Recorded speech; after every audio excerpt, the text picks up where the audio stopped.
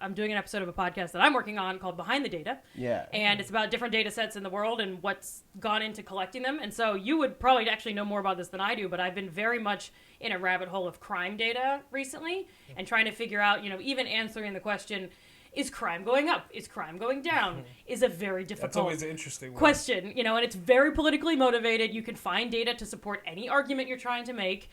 So I just interviewed someone named Jeff Asher who runs it's called Crimealytics, and basically it's a crime database. He's based in New Orleans, but it's national. And basically what's interesting about it is the reality of a crime taking place versus what ultimately ends up in a spreadsheet that someone analyzes. Again, I'm like stepping on your toes here, but it's stunning to me how many ways you can fall out of that flow of like something happened to me or I committed a crime or I saw a crime. You have to report it. The cops have to show up. You have to still be there. The cops have to agree with you that it was a crime. They have to write down that it happened in the way that you said that it happened. Right. Then it has to go into a database, and then it goes up, and then maybe the FBI has it a year later. And so just we make policies and politicians yell and shout and scream and make a fuss about the Democrats are causing this and the Republicans are causing that. And it's like, we barely can track what's going on. Yeah. Despite all the fancy AI and all the algorithms, a lot of the data that we build it on is pretty rudimentary and relies on some cop showing up and writing something down the right way on a piece of paper. It has to be like organized and put into a certain set so that it can actually make it to those statistics. That's why you'll hear a lot of people, oh, shut up, the city's not that bad. Yeah. Crime went down the last year. It's been down 20%. You're like, it's been nothing but more shootouts somewhere like the Bronx. Right. The reason for that is because it's being reported more in those areas. Right. Yeah. You know what I'm saying? So it works both ways. Like, it's definitely what you're saying. Like, that shit gets lost in the shuffle, like, a lot. Right. So it could look like there's no crime rate or the crime rate's going up or going down, but then you look at the evening news and it's like every day the crime is getting worse, and you're like, what the how? Well, Yeah, and the patterns, that you're talking about, like the surprising pattern to me, or maybe depressing pattern, I should say, is that it all reflects underlying social realities, right? So it's like the types of crimes that are more likely to be reported, the types of people who feel comfortable calling the police if a crime happens are going to be certain types of people. So, for example, sexual assault and rape is generally thought to be largely underreported relative to how often it happens because it's a sensitive thing and you may not feel comfortable involving mostly men to show up, right? If you're a black person, you're much less likely to feel comfortable calling the police if there's an incident, right? And so because you live and you're looking around and you're seeing what's happening, but that is not the same thing as saying it's ending up in the data set. Yeah, actually recorded information.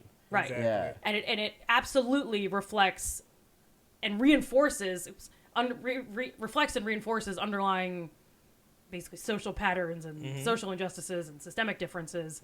I mean, there's all these other things too about, and this isn't my research, but algorithms and algorithmic bias, right? We're talking about like recommender systems, but people use algorithms for all kinds of things, like whether to give someone a mortgage or a credit card or approve them for whatever. And there's a really great study, maybe you guys have read it, from ProPublica that showed that basically all these algorithms are super racist. Because they take all this data from the past. So algorithms live in the past. They drive through the rearview mirror, right? They say, here's all this data about all these people who, let's say, applied for a mortgage, or applied for a loan, or applied for a credit card, and characteristics of them, right? Their income, when they applied, how old they are, this, and then whether or not they got it.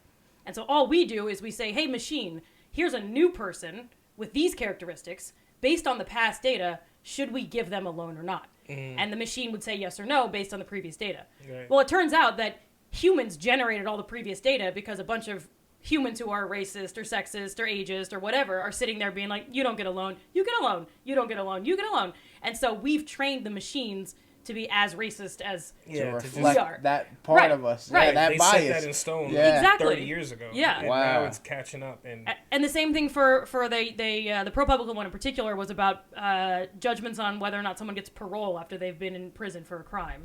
And basically it was like, well, it turns out that back in the day, to this day, judges are more likely to give white felons parole as opposed to non-white.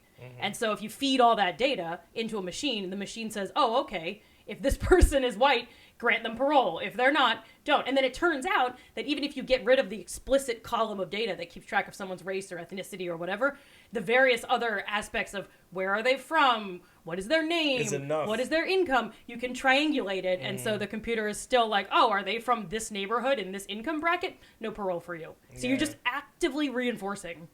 And it's so tricky because you're like, well, it's data, it's unbiased. Well, it's machines. How can machines be racist? And it's like, well, it's data that reflects a biased reality fed into a machine that's been trained according to our patterns.